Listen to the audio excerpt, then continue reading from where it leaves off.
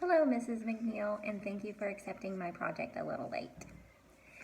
So this is for the final project of our class this semester, and it was really a fun project for me because actually I got to reflect upon my past year and my experience coming into a new role at my school. So to get started, I'll kind of describe our school a little bit, and then I'll get into some of the details about my leadership roles and hiring a teacher, retention for teachers, and curriculum development. So our school is very, very small, and it is shrunk in the last couple of years in volume and size. It's St. Mary's School here in Paris, Kentucky, and we are a little Catholic school in a very small little community. This school has been going since I don't know, 1950 something, I think, or even longer. I mean, no, it has to be longer. We're celebrating 155 years, I think, this year. So very old, full of tradition, full of history, and a really mission-based, heart-filled school. And we have enormous support in our families and in our community, and we're just really blessed to have such great hearts among us. So anyway, this year I had the unique and pleasurable opportunity to step into the director role. And only in the last couple of years our preschool program was licensed, about 2 or 3 years ago I think it was. And so the principal who was director, she retired and named me director of the preschool program. And given the pandemic and the circumstances, we've actually transitioned into a full child care facility for preschool age and school age children this year. So I'm kind of over the whole entire school, which was unexpected, but definitely a challenge that I'm up for. And it has been really it's been really interesting along the way, trying to abide by all of the state regs and everything. But nonetheless, we are trucking right along, and being able to provide child care for our families is really important. And these adults and these families really need that. So we're lucky to be there. Going on into, I would like to start with my leadership style actually first.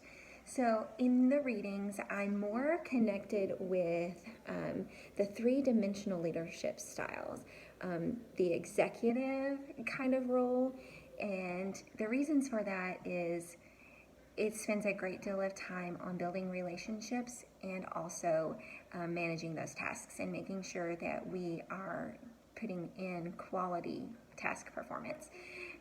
I like to think of myself as a motivator among my colleagues, and I do have very high standards for the quality of work that I expect from my subordinates or the people that I work near and with.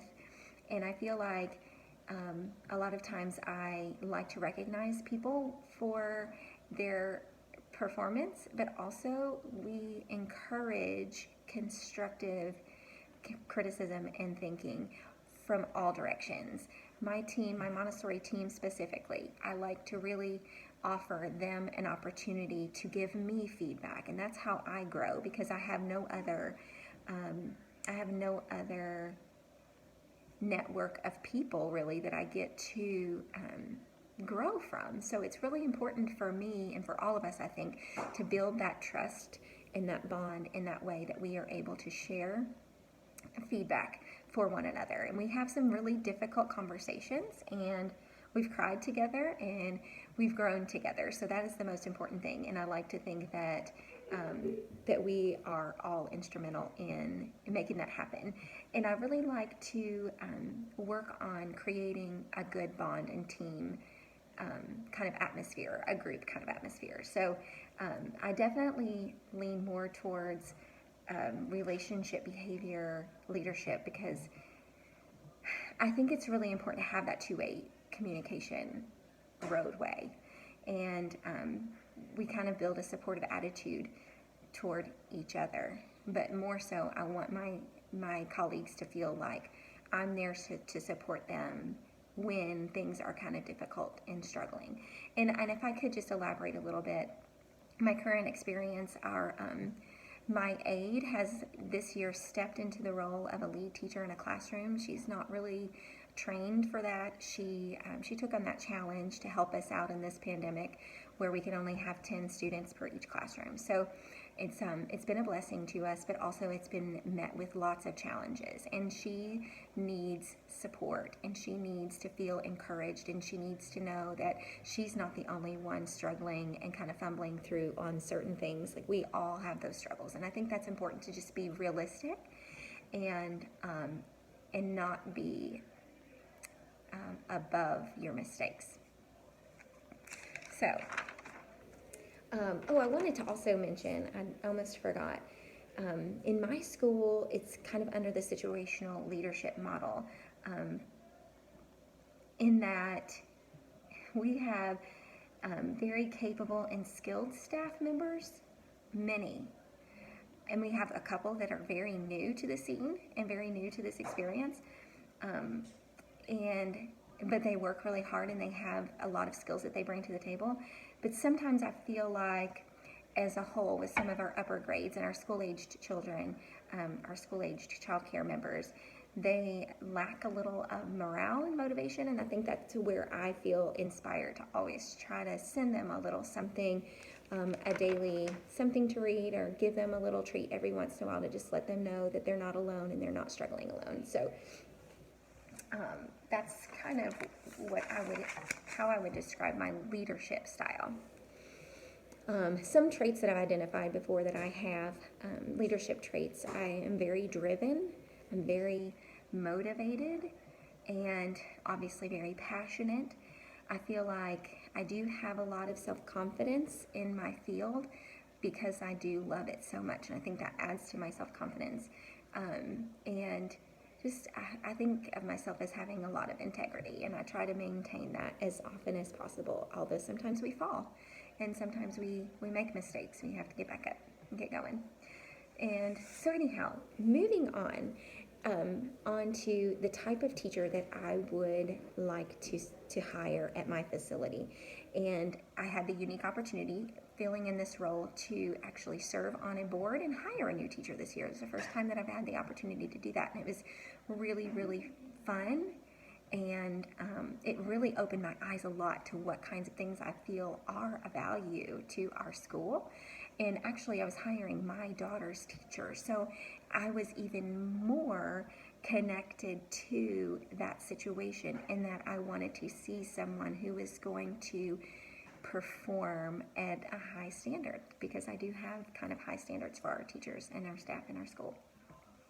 So either way, I'm just going to kind of run through some of these qualities that I would look for in a new hire as a teacher or a staff member at our facility. I think it's important to have someone who's knowledgeable of content and has experience executing teaching strategies, and has opportunities to utilize different methods of teaching content, not just one avenue. I like for them to show the different ways that they've executed a particular strategy or content area. Someone who is organized and has good planning skills is very important. I think more so now than ever, because you don't know which direction you're going to be from week to week. You don't know if you're going to be in person or virtual. And not to say that that is the norm, but that is where we are right now. And so this has opened our eyes to a whole new way of thinking about our profession and understanding the value in planning ahead and staying organized. And that's important all the time, but especially now. And so I think that's really important. And that helps in delivering content in appropriate and meaningful sequence, and having that ability to kind of map out your curriculum. And I think that is really important. And sometimes I have seen teachers who don't do that, and I think it just becomes disorganized and chaotic, and it's harder for the children to kind of grasp those concepts. So I would like to see responsiveness and adaptiveness to different situations, and in that, I want to say that, like, when you're seeing your students struggle, I want those teachers to respond, and I want those teachers or staff members to have an intentional and deliberate adaptiveness or adaptation to that situation. So I think that that's important. If they can illustrate or demonstrate that, that would be great. A passion and enthusiasm for what they do, because we all know that that is one of the part of the heart of this profession is drive and motivation and passion. So I think that is important, and I think that's evident through many different ways and many different things. But I think a lot of that can be seen in someone's personality, and when you get them talking about their favorite subject matter, and you really see that passion start to flow out. So I always like to ask that question in an interview: what is your favorite subject to teach? What is your favorite content area to teach, and why? And then you can really see how they're passionate. Someone who demonstrates compassion and love but exercises firm expectations.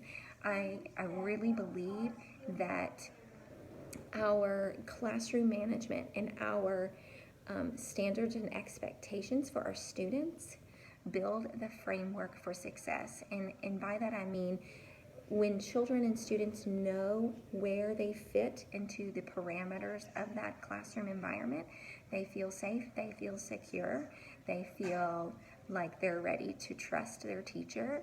And when they see that trust coming back at them, I think that just makes a world of difference in the concepts of the learning environment. So I think that's a really important component, is to just have some firmness in your expectations, but also know when it's appropriate to be compassionate and loving.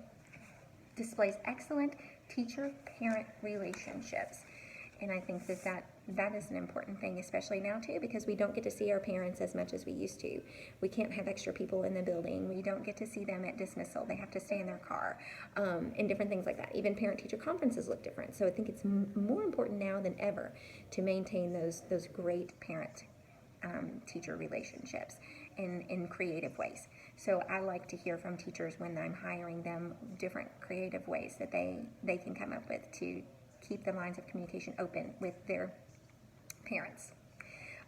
In our school, being a Catholic school, we look for someone who is faith-centered in their beliefs and shares in Christ's joy with his and her students. We want to see that kind of bleed out into the classroom, into their students, and how they like to bring those types of godly conversations into their daily routine. So that's an important thing that we look for. And also I like to see a willingness and an attitude of service.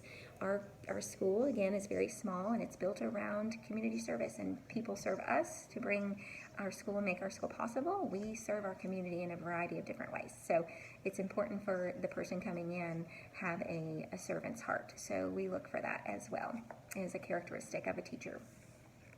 Now, in order to keep these ideal perfect teachers, there's so many different things that I feel are really valuable and important for teachers. And so I'll kind of go through those really quickly for you as well.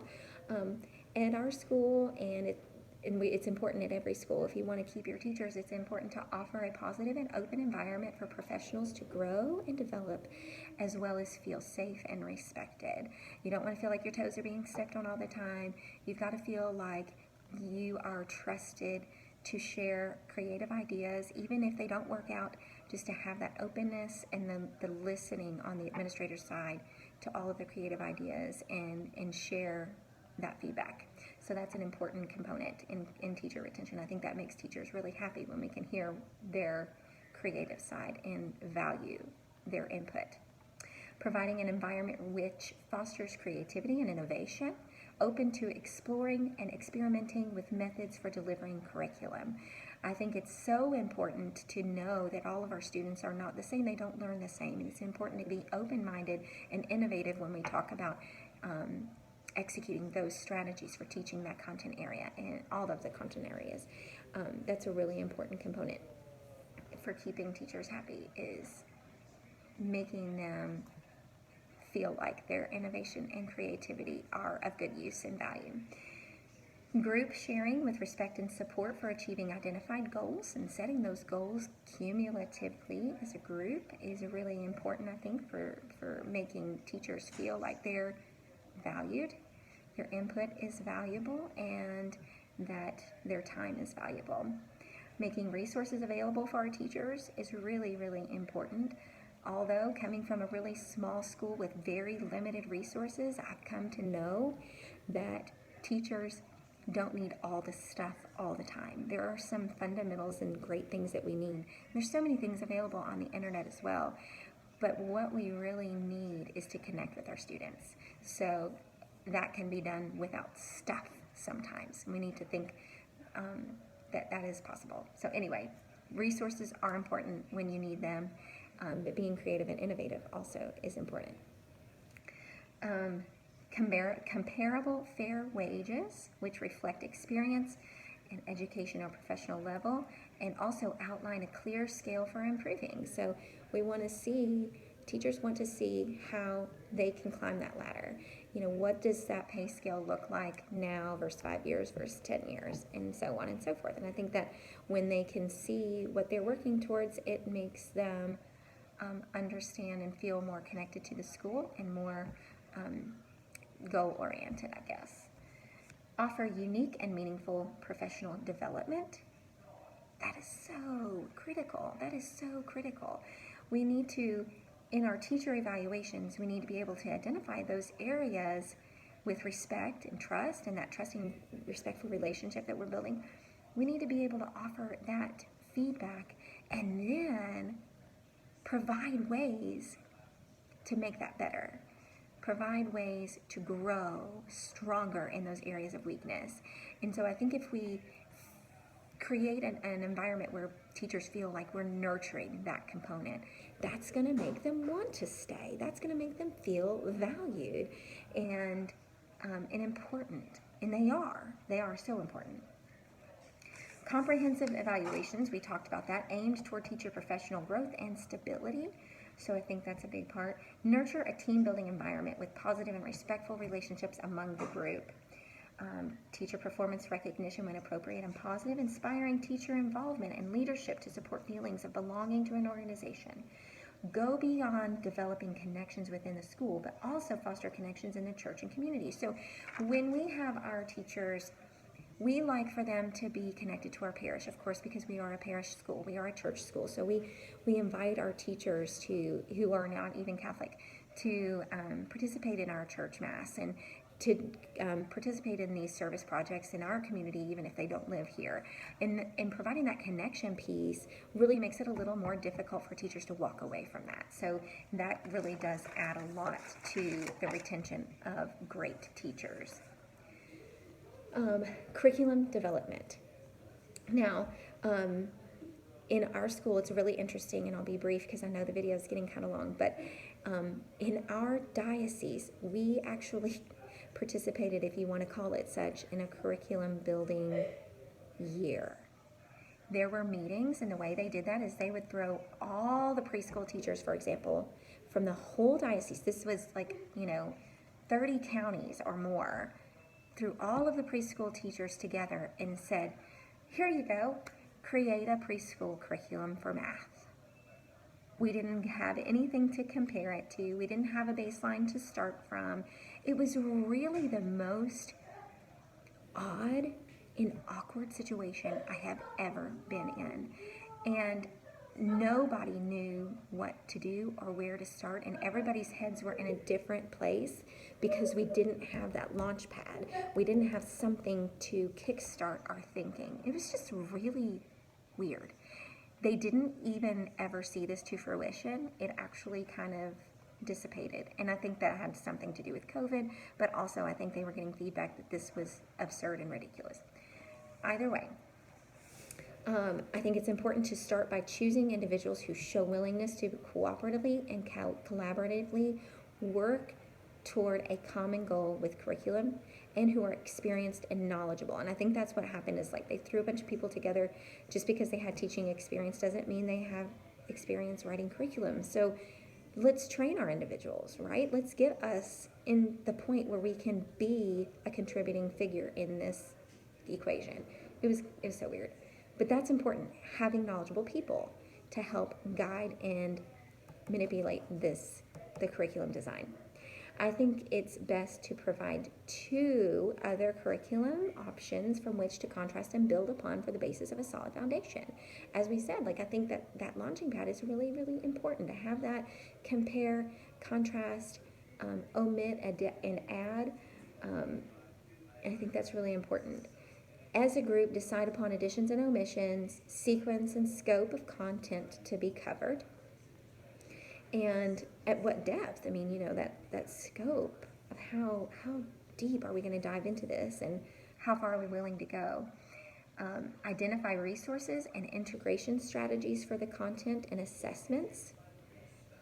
How information will be gathered regarding student performance and understanding and alternatives to meet needs of higher need learners. So I think it's important to consider, which isn't always the case, but consider what happens when students don't grasp the concept. What are you going to do? What if you have a student who really begins to fall behind in a content area because they are unable to complete what is necessary for those standards or for that curriculum guideline, and having strategies in place ready to go for when that obstacle arises, and it will for sure arise. So those are some of my ideas on how I, as a new administrator, would execute these tasks. I think I've covered the main topics, and hopefully you will find what I said comprehensive and clear. And I look forward to hearing back from you. And thank you so much. I'm so sorry for the length of the video. Have a great evening.